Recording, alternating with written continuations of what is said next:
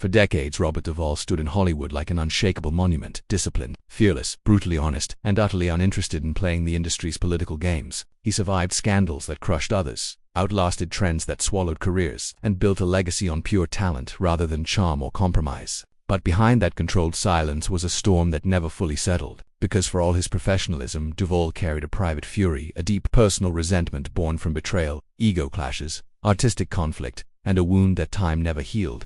And the shocking truth is this: there was one man he despised more than anyone else in the industry, and the real story behind that hatred is far darker than Hollywood ever admitted. Now, in his twilight years, Robert Duvall no longer hides the truth. For decades he buried it, carried it, and tried to forget it. But time exposes everything, and he finally admitted what insiders had whispered for years. There was one man he despised more deeply than anyone else in Hollywood, and the reasons behind that hatred paint a haunting picture of the human cost hidden beneath Hollywood's golden age. Duvall was never supposed to be a Hollywood celebrity. Born in 1931 and raised under the rigid shadow of a Navy admiral father, he inherited a sense of discipline and duty that shaped every performance he ever gave. While others chased red carpets, he chased truth. From the moment he stepped onto the screen as Boo Radley in To Kill a Mockingbird, he redefined what quiet power could look like: a talent so controlled, so precise, that he didn't need theatrics to command the room. By the 1970s, as Hollywood shifted from glamour to grit, Duvall became one of the last pure craftsmen. He didn't care about fame, parties, or publicity. He cared about the work. Castmates described him as the man who arrived on time, knew every line, respected every crew member, and treated the set like sacred ground. But that same devotion came with an unforgiving edge. To Duvall, acting was a sacred craft, a covenant of honesty between artist and audience. Anyone who faked emotion,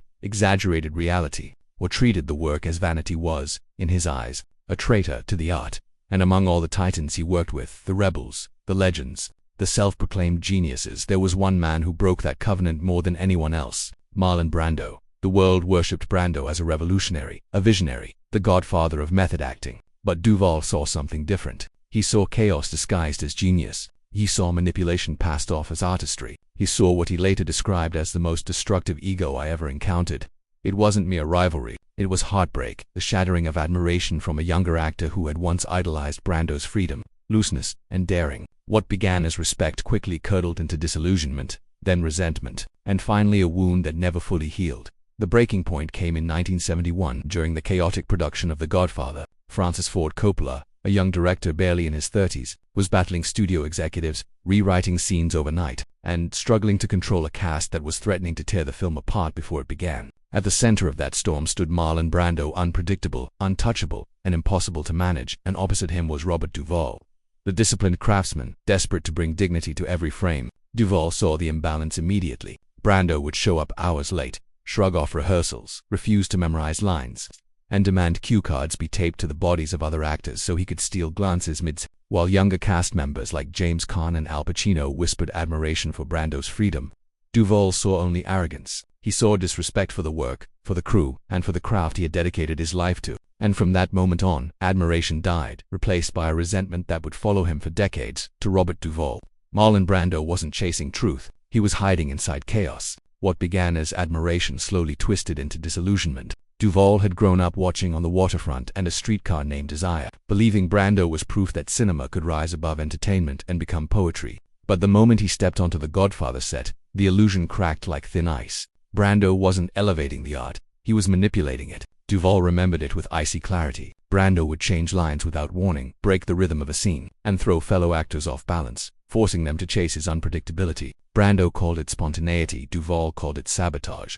Francis Ford Coppola, still young and dazzled by Brando's legend, tolerated it, worshipped it even. But for Duvall, who saw acting as a sacred collaboration, every day on set felt like a violation. To him, acting required trust, the willingness to build something together. But Brando treated acting like warfare, and the battlefield was every scene he walked into. The tension between them leaked onto the screen. Every glance, every breath, every line in their scenes carried an invisible clash. One man worshipping chaos, the other worshipping control. When The Godfather premiered in 1972, Brando was crowned a genius once again. Winning the Oscar for Best Actor, the praise was deafening. But for Duvall, the final insult wasn't the applause, it was the memo, a quietly issued studio document awarding Brando an extra $50,000 bonus for media impact. The rest of the cast, who had delivered the performances that made the film immortal, received nothing. No bonus, no acknowledgement, just silence. When the memo leaked to Variety, it It was like gasoline poured over a slow-burning resentment. That night, Duvall left the studio without speaking to anyone. When asked years later why he never congratulated Brando, he answered with a cold honesty that stunned interviewers.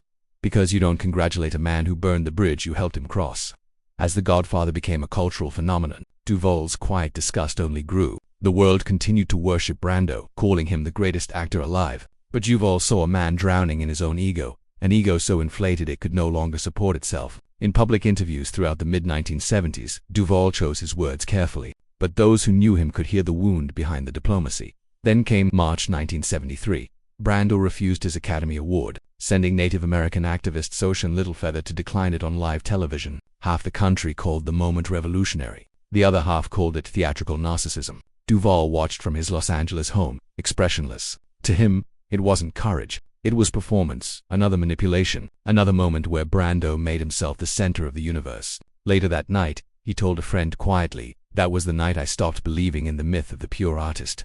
Behind the scenes, Brando spiraled further. He mocked interviewers, walked off sets, demanded rewrites, and alienated directors who had once worshipped him. By the late 1970s, the man who had defined American acting became Hollywood's cautionary tale, unpredictable, overweight, bitter, and alone. For Duvall, it was not shocking. It was inevitable. Talent without discipline, he said once, destroys itself every single time.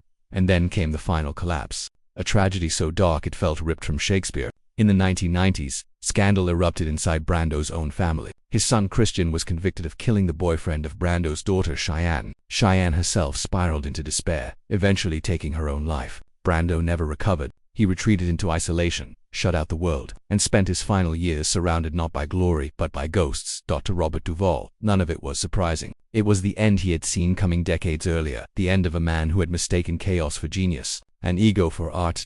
Christian Brando's prison sentence for manslaughter tore through the tabloids like wildfire. Cheyenne's unraveling, the depression, the despair, and the tragic decision to end her life shattered whatever remained of the Brando myth. When those headlines flooded Hollywood, Robert Duvall didn't celebrate, didn't comment, didn't even raise an eyebrow. He simply murmured, almost to himself, "Life teaches harder lessons than any director."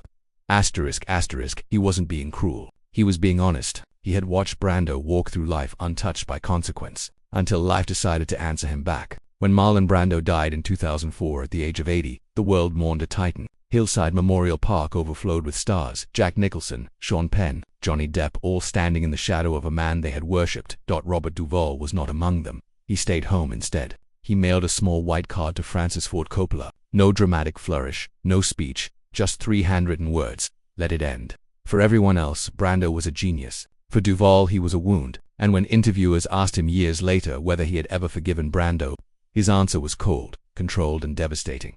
No, genius doesn't excuse cruelty. There was no anger in his voice, only the heavy fatigue of a man who watched greatness destroy itself and refused to romanticize the wreckage.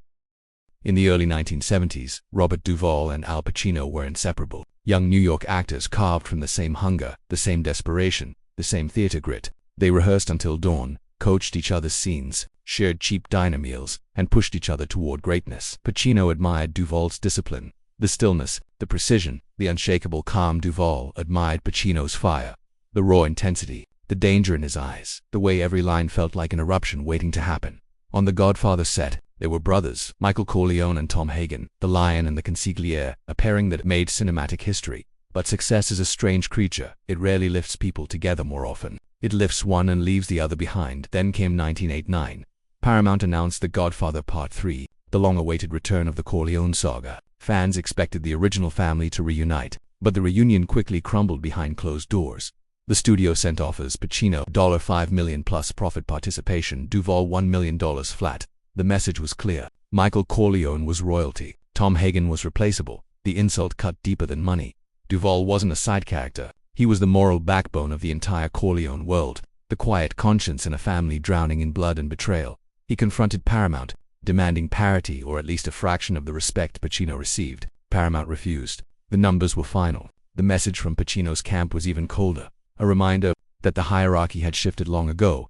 That was the moment the brotherhood ended. Not with a fight but with a dollar amount. It was Hollywood's way of saying, some men become legends, others become footnotes. But Robert Duvall refused to be either. He walked away and the Godfather saga was never the same. When Al Pacino's team sent word that salary disputes were the studio's business, not his, The message landed like a knife. It was cold, dismissive, and devastating for a man who had once called Pacino a brother. Days later, Robert Duvall faxed a single, brutal sentence to Francis Ford Coppola: "I won't return just to be someone's backdrop." That was the end. No dramatic meeting, no heated phone call, just one line that closed the door on a dynasty. When The Godfather Part 3 premiered in 1990, the critics saw it instantly. They praised its ambition, its scale, its attempt to close a cinematic era. But they also mourned what was missing. The Chicago Tribune wrote, "Without Duvall, the Corleone family lost its conscience."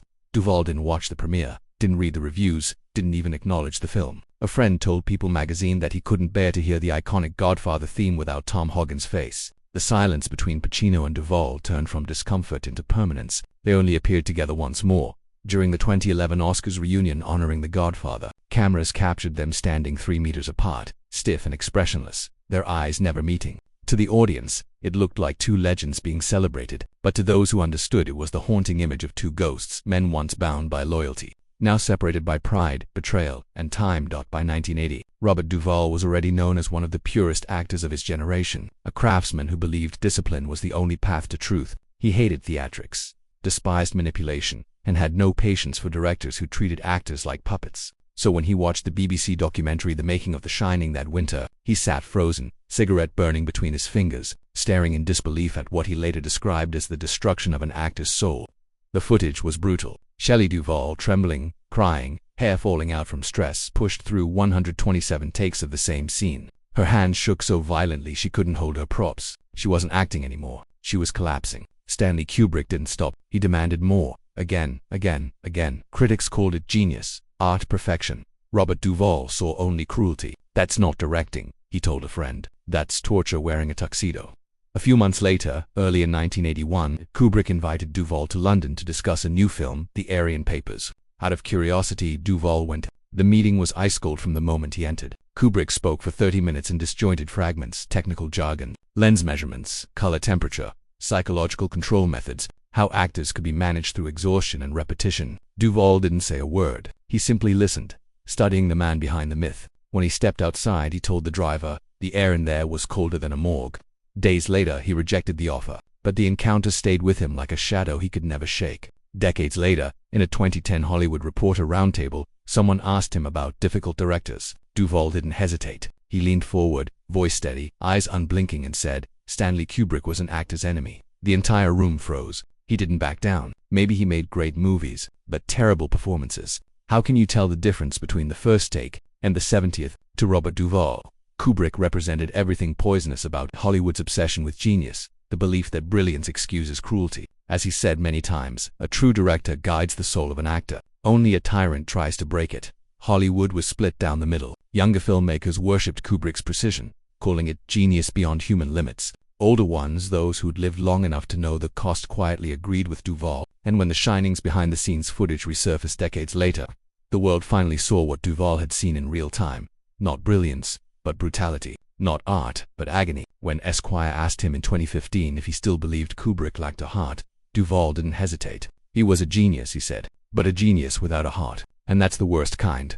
Those words revealed more than a criticism. They revealed the loneliness of a man who had spent his entire life defending the soul of his craft. That in the early 1970s, no partnership looked stronger than Duvall and Francis Ford Coppola. One was the visionary rewriting the future of cinema, the other the disciplined actor giving that vision weight and humanity. Coppola discovered Duvall in a cramped Paramount audition room and said instantly, "He's my Tom Hagen."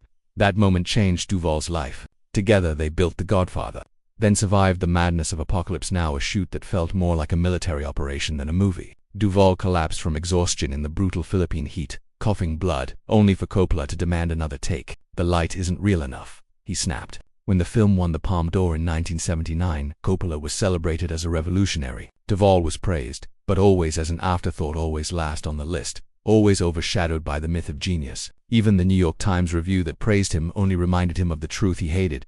The film belongs to Coppola, but the heart belongs to Duvall. By the time The Godfather Part 3 began production, the fracture between them was too deep to mend. Duvall was offered $1 million while Pacino received $5 million in profit shares. But the insult wasn't just the number, it was Coppola's silence. The man who had once called him family didn't fight for him. Duvall severed the friendship with one line: "You don't make a film about family when the family doesn't respect each other." Coppola begged for reconciliation. Phone calls, messages through Mario Puzo. Duvall ignored everyone. When they eventually crossed paths in Napa Valley in 1991, Duvall turned away without a word. Witnesses said Coppola froze in place like a man watching his brother walk out of his life. When Coppola went bankrupt after Dracula, reporters asked if Duvall felt sympathy. His answer was ice. Arrogance doesn't buy loyalty. And when Coppola received his Lifetime Achievement Oscar in 2011, the camera panned across the audience to an empty chair. The caption beneath it read, "Two legends, two worlds, no longer speaking the same language." Their story ended the only way broken respect can end, in total silence. "He made me believe in art," Duvall once admitted. "Then he made me doubt it." But even that betrayal wasn't the deepest wound. The person Duvall hated most wasn't Brando, wasn't Pacino, wasn't Coppola. It was someone whose laughter once echoed with his, someone who smoked his cigarettes, shared his cheap New York dinners, and dreamed the same impossible dreams. That story, Duvall said, was the only one he would never speak about publicly. After more than 70 years in Hollywood, Robert Duvall has witnessed every human contradictions and greed, loyalty and betrayal, beauty and rot. He never hated for jealousy, only for broken integrity, only for the moments he saw the art he worshipped being twisted, polluted, and used by people who didn't respect its truth. In the end, his anger was not bitterness. It was grief, the grief of a man watching the purity of his craft disappear. But what about you? Do you think Robert Duvall was right to protect his principles, even when it cost him friendships, films, and fame? Share your thoughts in the comments below. And if these hidden Hollywood stories fascinate you, don't forget to like, subscribe, and turn on notifications so you never miss the next untold chapter from behind the cameras.